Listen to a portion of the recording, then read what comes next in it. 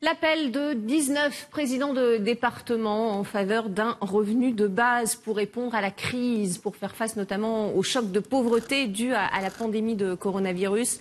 19 présidents de département demandent la création d'un revenu universel inconditionnel. Cela dans une tribune publiée dans le journal Le Monde.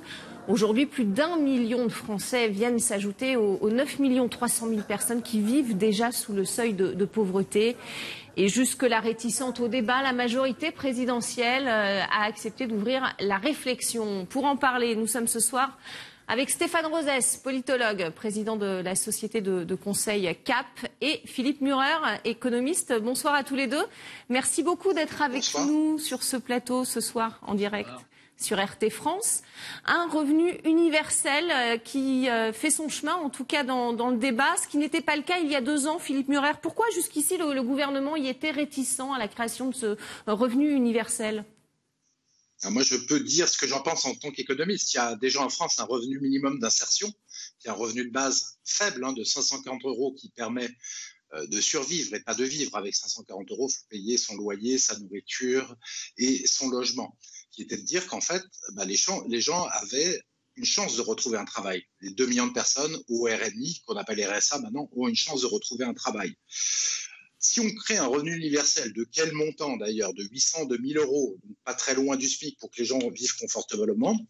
Que va-t-il se passer? On va se retrouver avec des gens qui travaillent, qui vont devoir payer pour des gens qui ne travaillent pas, et puis des gens qui vont vraiment choisir d'avoir un revenu universel sans travailler qui sera plutôt confortable. Donc cela me paraît quand même très très embêtant, ça pose des vrais problèmes, des problèmes majeurs, mais qui sanctionnent en fait un échec total à créer de l'emploi et à empêcher que les gens glissent dans la pauvreté, mais c'est vraiment très dangereux. Et réfléchissez-y, dans 10-20 ans, les gens qui auront choisi de ne pas travailler, qui resteront pendant 10 ans ou 20 ans sans travailler, comment la société regardera ces gens? Quel clivage cela va faire de la société? Que va-t-on faire de ces gens qui auront choisi de ne pas travailler? Je pense que le problème est majeur et qu'il ne faut pas s'engager là-dedans comme ça. Il faut plutôt recréer de l'emploi, changer complètement une politique économique qui perd tout le temps. Alors, on est dans un contexte particulier, contexte de crise sanitaire. Faut-il pour autant abandonner cette idée? Quel est votre avis, Stéphane Rosès? Est-ce qu'il faut, pour le coup, créer une aide spécifique, notamment pour les jeunes qui sont oubliés du fameux RSA? La singularité de la crise actuelle du fait de la pandémie, ce qui la distingue très nettement de la dernière grave crise de 2008, c'est que ça touche le système productif du point de vue de l'offre et du point de vue de la demande, puisque le choix des sociétés a été d'arrêter l'activité économique de façon variable selon les pays, mais du coup ça affecte à la fois la possibilité d'acheter et ça affecte la possibilité de travailler. Tout ça pour dire qu'au fond, il va y avoir un moment très difficile que nous commençons dès maintenant à traverser avec effectivement, ça a été dit, au RSA, nous sommes passés de 5,5 millions à 8 millions de bénéficiaires du RSA, 800 000 chômeurs en plus attendus. Au fond, nous avons environ 10,5 millions de Français qui vivent en dessous de 1 000 € par mois. Donc, évidemment, on peut peut-être, le temps de cette crise de l'offre et de la demande, mettre en place un dispositif, une sorte de filet de sécurité temporaire, de sorte d'aider ceux qui connaissent le plus de difficultés, notamment dans un certain nombre de professions, on le sait, les indépendants, les artistes, ceux qui ont des métiers liés au tourisme, à la restauration, et donc il pourrait être envisagé effectivement de mettre en place un dispositif temporaire sans que ça institutionnalise sur le moyen terme des formes effectivement d'assistance, car la préférence doit être la préférence au travail. Alors on voit que Stéphane Rosès est d'accord avec vous, Philippe Murer. Je vous ai vu un petit peu objecter à ce qui s'est dit. Oui, je ne suis pas du tout d'accord avec lui. Alors déjà, il n'y a pas 8 millions de personnes au RSA, je pense que monsieur s'est trompé, c'est 2 millions de personnes qui sont au RSA aujourd'hui. Effectivement, il y a 6,7 millions de chômeurs en plus inscrits à Pôle emploi en toute catégorie. Donc, on a un problème absolument immense. Et d'ailleurs, le taux de chômage, on voit bien, puisqu'il y a 25 millions de personnes qui travaillent et qu'il y a 8,7 millions de personnes au RSA ou au Pôle emploi, on voit bien que le taux de chômage n'est pas de 8%, il est beaucoup, beaucoup plus élevé, il est quelque part d'une façon masquée. Le problème qu'on a, c'est que si vous le mettez en place, vous ne pourrez plus en faire quelque chose de temporaire. Bon, sous prétexte d'aider temporairement, le fait de pouvoir choisir de ne pas travailler sera un vrai problème.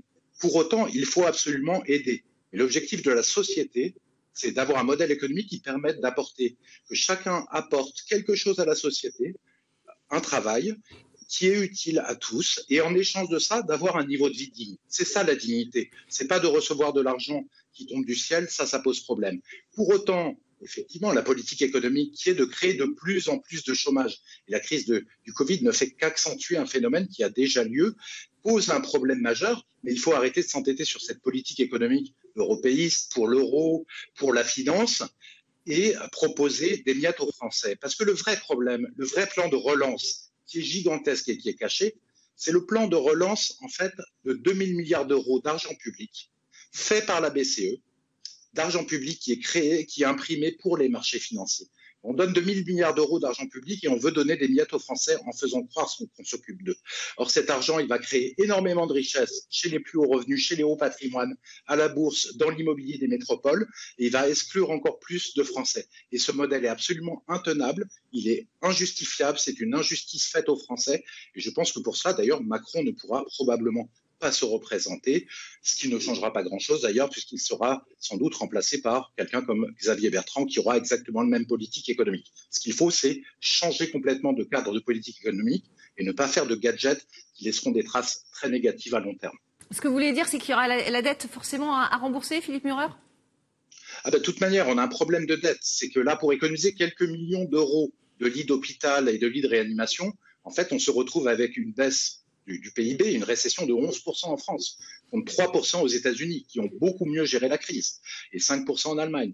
Donc on voit que pour quelques millions d'euros d'économie, ce qui est l'obsession européiste, dans tous les services publics qui sont détestés par les européistes, on se retrouve finalement à dépenser des centaines de milliards d'euros de plus et d'avoir des dettes absolument gigantesques à cause de ça. On voit donc l'ineptie de cette politique économique. Mais dernière chose, ce qui est important, c'est que cette dette publique, en fait, qui est détenue par la Banque de France, si on n'était pas dans l'euro, elle pourrait être immédiatement annulable et on repasserait à 90% de dette publique. Et on pourrait ajuster sa dette publique de façon raisonnable, sans faire pour autant du tout défaut sur la dette publique, sans qu'il y ait un problème de faillite quelconque, relancer l'économie, redonner des marges de manœuvre.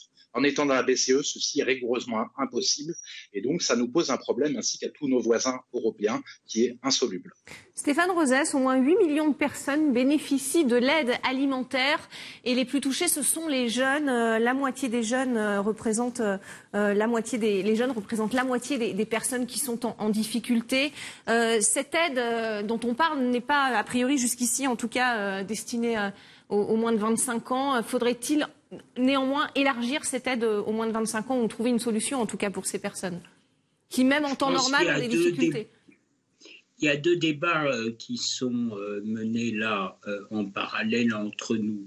Il y a un débat sur quelle politique économique faudrait-il pour la France et au plan européen à l'orée, par exemple, de la future présidentielle.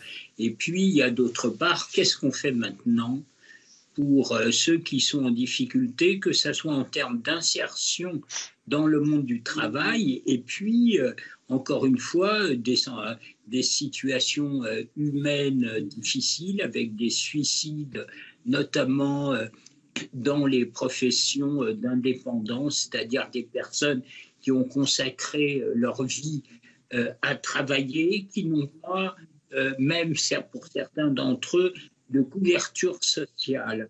Donc je pense que ça a été le cas dans le passé. Il y a eu des dispositifs d'aide, notamment pour les plus jeunes, qui ont été mis en place pour ensuite être retirés. Donc je pense qu'il est légitime de trouver des formes de dispositifs pour accompagner D'autre part, sur la question de l'après, on sait, il y a un plan de relance dont le montant global qui est annoncé prend à la fois des aides européennes et la doctrine a un peu changé au plan européen, une partie au plan national, mais dont des dépenses sont déjà gagées. Et au fond, on ne sait pas très bien quelle va être la doctrine du gouvernement, parce que récemment, le gouverneur de la Banque de France a indiqué qu'avec 120% de dette publique, il faudrait arriver à des politiques d'austérité. Donc on comprend que la politique de l'exécutif, de la majorité actuelle, c'est de dire on ne compte pas les sous, on ne compte pas les efforts, mais au fond, est-ce qu'une fois que cette passe difficile sera passée, est-ce qu'il ne faudra pas revenir à des politiques d'austérité, ce qui voudrait dire des politiques de déflation, ce qui est toujours très dangereux de faire des politiques d'austérité alors qu'on connaît des politiques de déflation, c'est-à-dire pas d'inflation et pas de croissance. Donc on a vraiment là, entre nous, deux sujets. Qu'est-ce qu'on fait tout de suite pour ceux qui sont en difficulté? Et puis, effectivement, des sujets plus de fond qui seront les débats de la présidentielle. Et je rajoute d'ailleurs, sur ce qu'il faudrait faire en la matière, repenser les questions de souveraineté, notamment de souveraineté industrielle, repenser des stratégies en termes de filières. Donc, il y a tout un tas de réflexions qu'il faut mener. Mais je suis personnellement inquiet pour la situation. Vous avez eu raison de les citer, des plus jeunes et puis des plus en difficulté, souvent là, à l'autre extrême, les plus âgés, car une des caractéristiques de la France dans le rapport au marché de l'emploi, c'est que ceux qui sont les plus en difficulté chez nous sont aux deux bornes. Très grande précarité chez les jeunes, très grande difficulté pour eux d'avoir des emplois stables, et puis à l'autre borne, au fond, des entreprises et peut-être des salariés qui, du fait de la fatigue et de la souffrance au travail, n'aspirent qu'à quitter le plus vite possible, quand ils le souhaitent eux-mêmes, qu'on ne les oblige pas, l'activité professionnelle. Il nous reste très très peu de temps, Philippe Murer. Donc vous craignez justement que, on le voit, le gouvernement met vraiment la main au porte-monnaie il a même accepté de créer peut-être un filet de sécurité inconditionnel et universel. Mais le problème, ce sera l'après et ça risque d'être difficile pour les Français. Oui, ça va être très difficile. Ça va être très difficile, effectivement. Le problème, c'est qu'on est déjà parlé d'un troisième plan de confinement. Donc, si on veut aider les Français, il faut arrêter avec ces plans de confinement qui détruisent à chaque fois l'activité économique et faire semblant de s'en soucier, alors qu'en fait, on détruit des millions de vies, des millions des centaines de milliers de petits commerces qui sont détruits, des jeunes enfants qui sont avec des masques à l'école. Et ça pose un vrai problème parce qu'il n'y a aucune solution avec ça. On ne peut pas dire qu'on s'occupe des gens quand on détruit l'activité économique en faisant ça. Et c'est là vraiment le sujet principal. Par contre, il faut effectivement aider temporairement les gens et beaucoup plus vite qu'on le fait aujourd'hui, mais il ne faut pas créer, par contre, un revenu universel qui ensuite entraînerait la France dans un monde du non-travail et dans un monde, en fait, où la France deviendrait un pays parasite des autres pays, finalement, qui ne produirait plus rien et qui donnerait uniquement des dépenses sociales. Voilà, pour que chacun puisse vivre sa vie dignement, il faut que chacun ait un travail. Il faut arrêter avec cet échec de politique économique qui est dû à l'Union européenne. Très clairement. On en reparlera évidemment longuement du coup des confinements aussi. Merci beaucoup Stéphane Rosès. Merci à vous Philippe Murer d'avoir participé à ce débat en direct ce soir sur RT France.